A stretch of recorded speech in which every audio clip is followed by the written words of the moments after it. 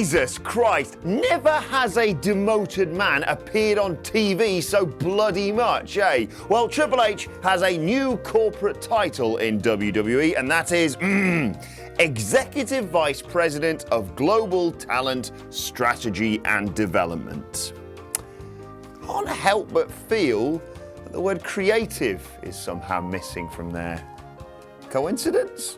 Anyway, Dave Meltzer wrote that there are those internally and externally who see this as a quiet demotion. I'm sure if you ask Big Paul Levesque himself, he'd tell you in all his sodding corporate speak, this is just a streamlining. He's just focusing on the NXT brand and selling it to TV stations globally. And at the end of the day, all of this, as of right now, is just hearsay. All of this talk of a demotion for Triple H. But let's not forget, Vince McMahon is the sort of guy who would fire his own daughter from WWE Creative. With that in mind, I'm Adam Wilborn from What Culture, and these are 8 things that probably led to Triple H's WWE demotion. Number 8, the failure of the Performance Center. Constructed 7 years ago at considerable expense as a star-making factory, let's be honest, this has failed to produce one single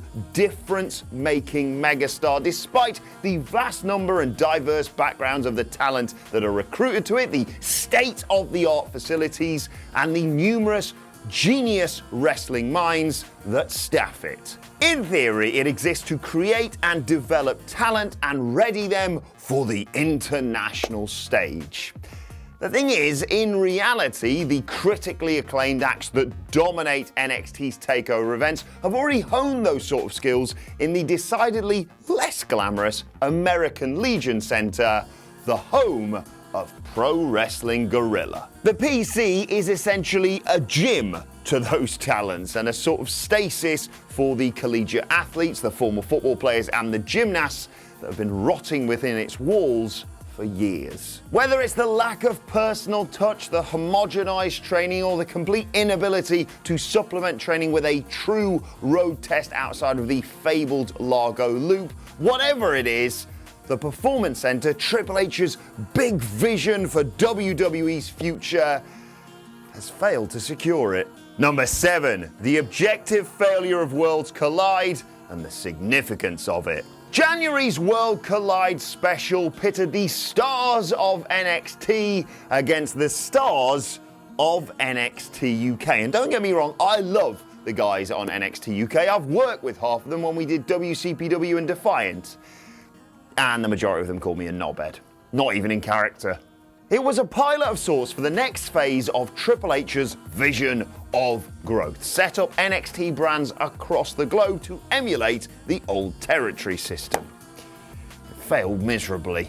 Well, I say it failed miserably only really from a business perspective. There was some phenomenal wrestling on that show, but at the end of the day, what does it all come down to? It drew a poor crowd by the standards of a regular takeover event, and the atmosphere just wasn't the same either. It wasn't exactly your vintage Saturday night with NXT. Poor Ilya Dragunov, who had a great showing against Finn Balor, got, let's be honest, an ice-cold reaction. When he came out, I could have heard a rat piss on cotton. The idea, in no small part, failed because fans are exhausted due to the excessive nature of WWE's content, the fatalistic answer to which is yet more content. However, the main reason World Collide failed is because... Number 6, NXT UK has performed dismally. NXT UK is a punchline to most wrestling fans, except the ones that tell you, "Ooh, don't sleep on it," immediately after a takeover event to farm bloody likes on Twitter.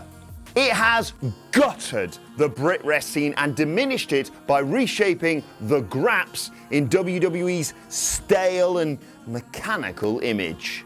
NXT UK is this bizarre, chronically unpopular paradox. It's this feeling of a ghost town whenever you're watching it, the complete lack of any larger-than-life stars. Anyone who does proceed to get over is immediately shipped off to actual NXT, and it refuses to break that astonishingly stale formula, regardless of crowd reaction, fan reaction, social media reaction, any of that. It is sort of simultaneously the least and most feeling WWE show ever made. The true Brit Rest fans deserted it and now mock it with no mercy wherever you look. And no one went in their place either. I mean, look at that image. What are they creating here? It's sort of a hilarious and simultaneously incredibly sad indictment of Triple H's big strategy. Number 5, the job is itself impossible.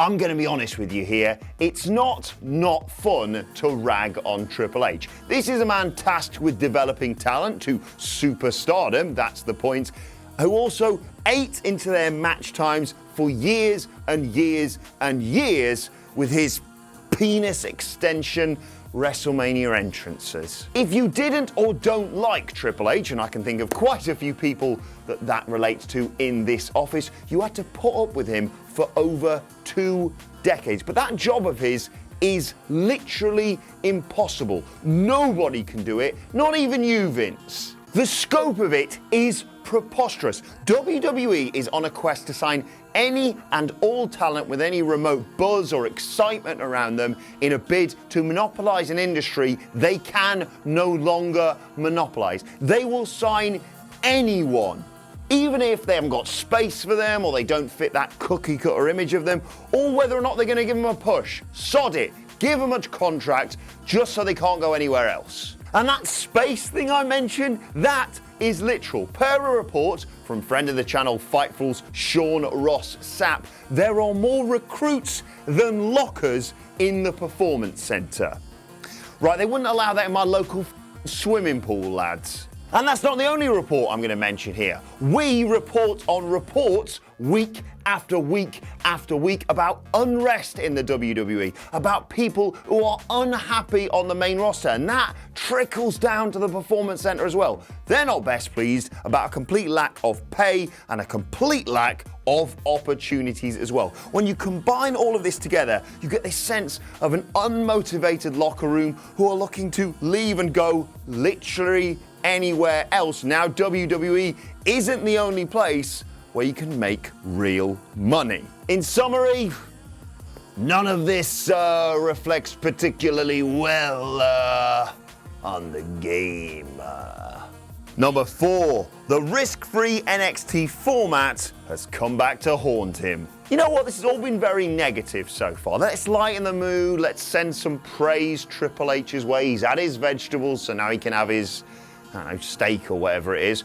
Triple H's vision of NXT worked very well within the context of the WWE network. After a couple of glorious years with Ryan Ward at the helm, the show flourished as a genuine alternative to WWE. It's not exactly difficult to think back very far and remember the critical acclaim that was heaped on the arena-sized NXT TakeOver shows. But it was around this point, around sort of 2017, that the NXT TV show depended more on NXT's independent stars rather than compelling storylines or great character arcs. But the TakeOver shows were the only real things that generated real buzz. The TV show, the weekly output on the WWE network, was solid.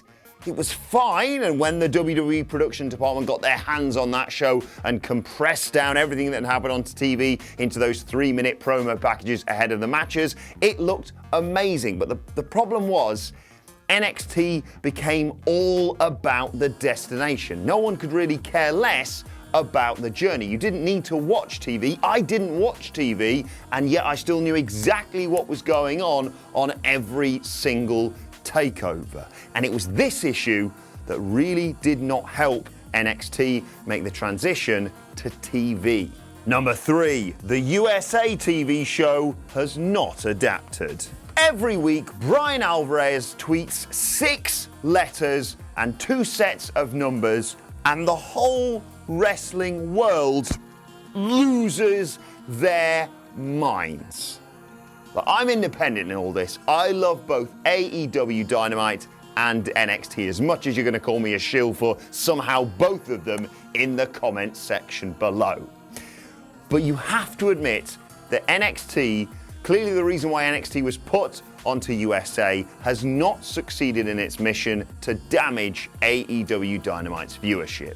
Whilst we're at it, and I really don't want to shoot on NXT here, I love it. I love waking up early on a Thursday morning and watching NXT and AEW Dynamite and knowing probably that's the best wrestling I'm going to watch all week long. But whilst we're at it and we are looking at the facts, NXT hasn't succeeded in defeating the previous USA show in that time slot or convince many fans from Raw or SmackDown that they need to tune in on Wednesday nights. I don't know why. I don't know why you don't want to watch great wrestling on a Wednesday night, but you'd rather sit around and watch whatever's going on with Lana Rusev and Bobby Lashley this week.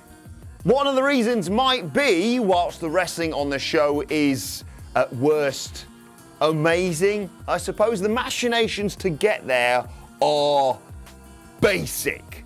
Just think about how Kushida has been booked. He steals a hat, gets a match, and then is forgotten about.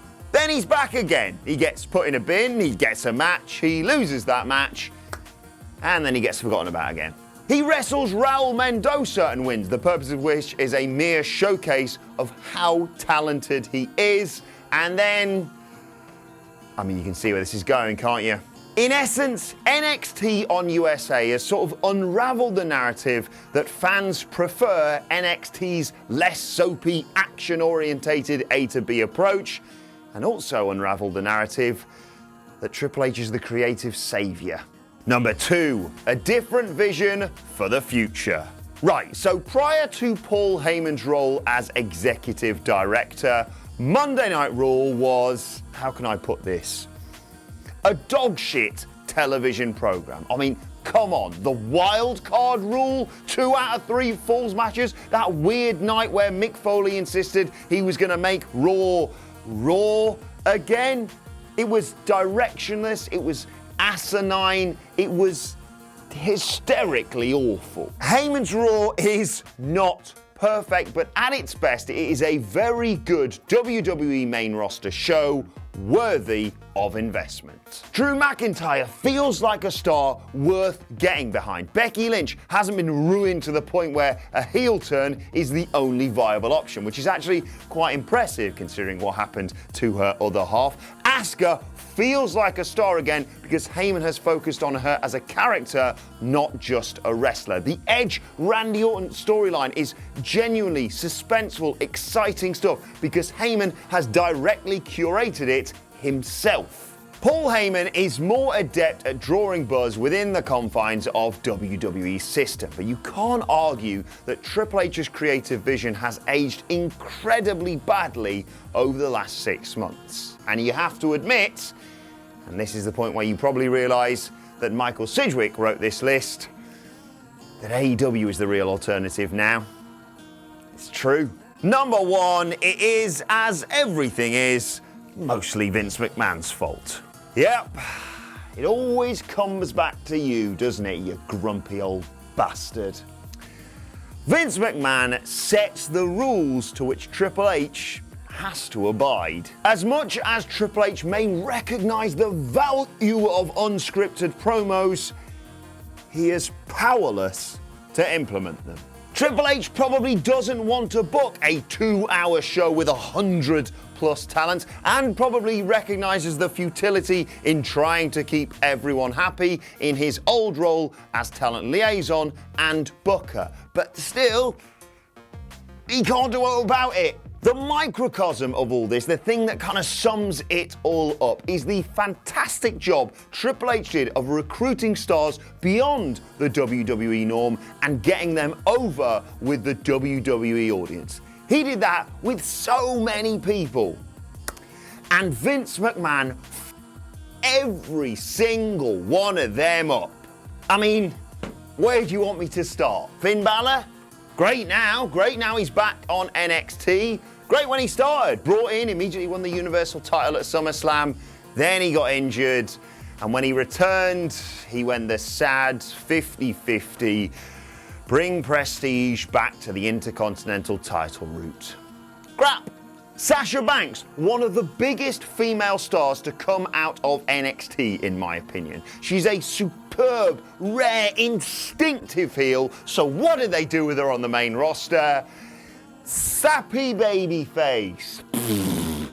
Although she was Freddie Blassie compared to Bayley. Whilst we're on the subject, Bayley, they turned her heel. How did they turn her heel? Haircut, kill the Bayley buddies, and that is it. The most generic heel promos you have ever heard. Sami Zayn, they turned Sami Zayn heel. And Kevin Owens went through as many character changes as Ed Sodding Leslie. What I'm trying to say here is the deeply beloved core of NXT turned heel on the main roster because the main roster rendered them so pathetic and impossible to support. Thanks to this guy. The unhappiness of the WWE roster, the untenable size of it, how few of them are genuine stars. It all, as it always does, in the end, comes down to Vincent Kennedy McMahon. And that's our list. Did we miss any off? Let us know in the comment section below. And don't forget to like, share, and subscribe. And subscribe to What Culture Wrestling on either iTunes, Spotify, or wherever you get your podcasts from for daily wrestling podcasts. Plus, you can check out more recent videos here. Thanks for watching. I've been Adam from What Culture, and I'll see you soon.